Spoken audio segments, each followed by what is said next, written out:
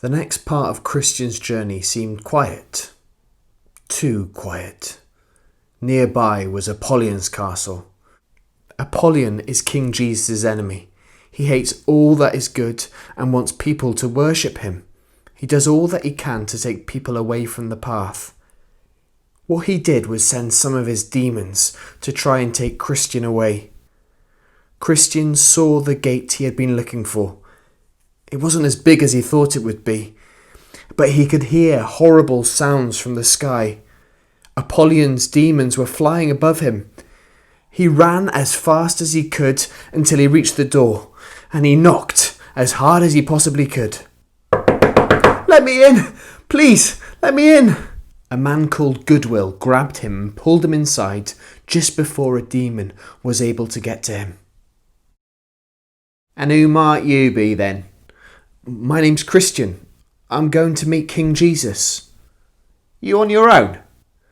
"Yeah, well, my family wouldn't come with me. They wouldn't listen. A couple of my friends started the journey, and as soon as they saw the swamp of sadness, they just turned back. I've nearly given up myself. This burden on my back, it's making me so sad. Do you know where I can go to get it removed?" "There's only one place you can go to get that removed, Christian, and that's Freedom Hill. So keep going." Before Christian reached a hill, though, he came to a house. There was a lady there who greeted him at the door. She was called Explainer. She said to him, "The things you see here will help you on your journey." The first image she showed him was of two children. She said, one was called Passion and one was called Patience.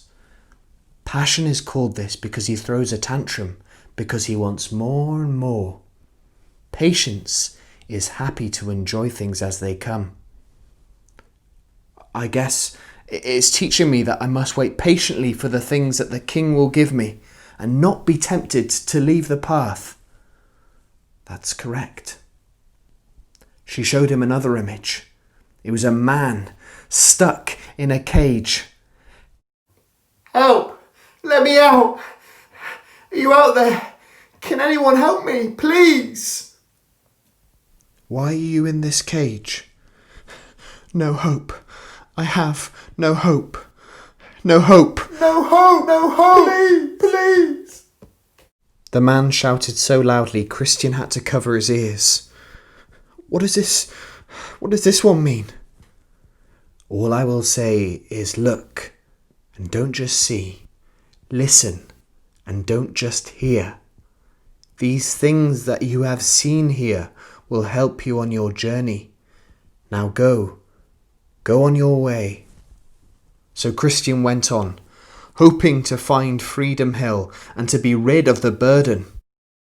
When he saw a great light ahead of him, he knew he must be heading in the right direction. He came to a fork in the road. One road led to Patience and the other Passion. He thought back to the two babies that he'd seen in Explainer's house. "It is good to wait," Christian said to himself. "It is good to be patient." So he went the way of patience. He came to the bottom of the hill. He started to climb. The road was steep, but he kept on going. "Please give me strength. I need to keep going. Please give me strength, King Jesus." This must be Freedom Hill, the hill that Goodwill described. And as he got nearer and nearer the top of the hill, he saw a great light. The light was so bright and so powerful, it began to loose the burden from his back. The closer he got to the top of the hill, the burden would become looser and looser. He looked up to the top of the hill, and there he saw the cross. The cross was where King Jesus had won the victory. Christian was filled with joy when he saw it. He ran with a huge smile on his face. The burden fell from his back. He was free. He started running. The burden fell tumbling down the hill into a tomb never to be seen again. "I'm free! I'm free at last! Thank you, Jesus! I'm free!" Just then, Christian saw 3 figures in bright clothing. We are messengers from King Jesus. Do you understand what just happened? My heart is being cleansed. My King, he's given me a new heart. He's given me a new life.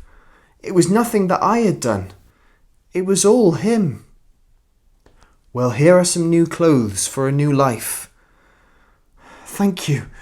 Thank you so much. I can't wait to see King Jesus with my own eyes.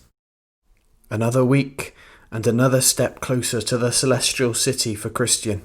And now he'd got rid of that burden. Well, he hadn't, but King Jesus had. And he was so excited to meet him for himself.